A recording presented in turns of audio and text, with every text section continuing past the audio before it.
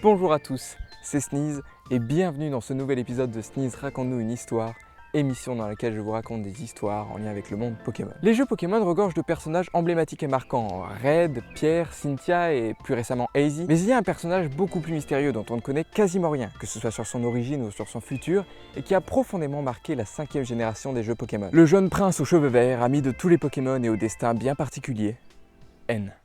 N, de son vrai nom Natural Harmonie Agropius, est un jeune garçon couronné roi de la Team Plasma et qui poursuit le rêve de libérer les Pokémon de l'humanité.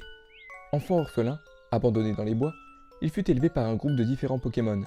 Il développa alors le don de parler, comprendre et ressentir ce que les Pokémon peuvent dire ou éprouver.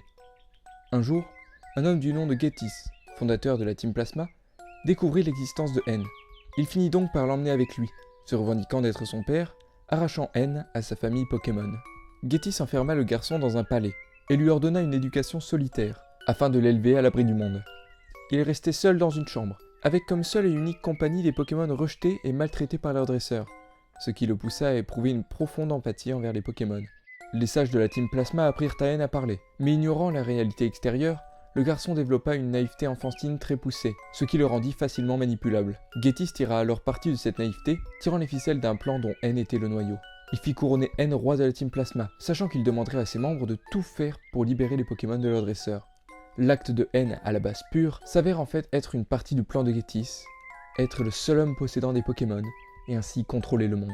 Mais en sortant de son palais pour exécuter sa tâche de roi de la Team Plasma, N découvre l'harmonie entre humains et Pokémon. Tout ce qu'il avait alors cru et connu s'effondre, et est remis en question.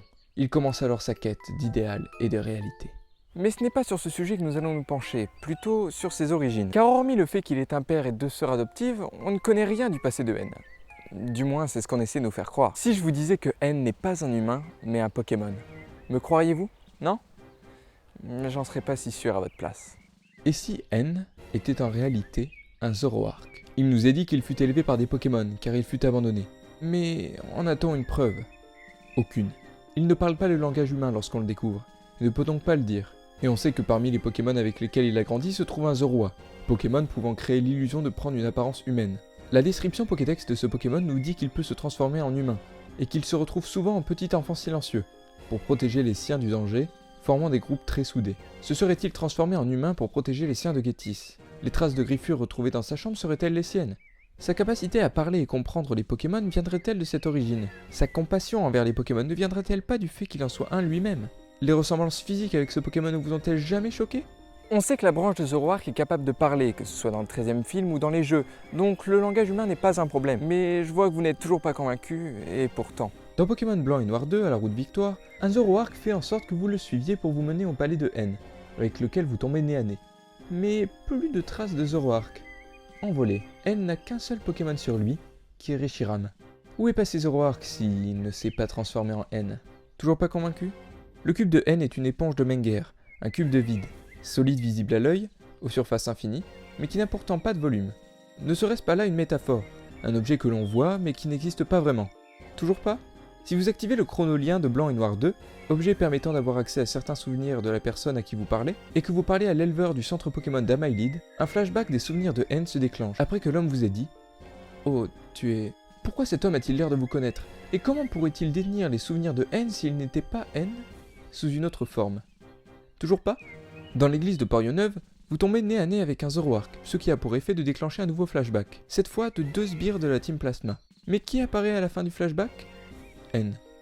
Comment ce Zoroark détiendrait-il les souvenirs de N s'il n'était pas N? Un homme aux origines inconnues, capable de devenir ami avec tous les Pokémon qu'il rencontre, souhaitant la libération des Pokémon pour leur bien, dont la chevelure ressemble étrangement à celle d'un Zoroark, et qui en plus dit qu'il n'est pas humain? À vous d'en juger maintenant. L'histoire de N est entre vos mains. Mais je finirai sur cette phrase qu'un certain randonneur a prononcée dans le bois des illusions. Il faut se méfier de tout. Voilà, cette histoire est à présent terminée, j'espère qu'elle vous aura plu, mais n'oubliez pas, libre à vous d'en faire votre propre interprétation. Laissez-la moi dans les commentaires de la vidéo et n'oubliez pas de laisser un j'aime si cette histoire vous a plu. N reste selon moi le personnage le plus mystérieux de l'univers Pokémon et continuera, je pense, à me fasciner encore longtemps. Sur ce, je vous dis à la prochaine pour une autre histoire, et en attendant, n'oubliez pas...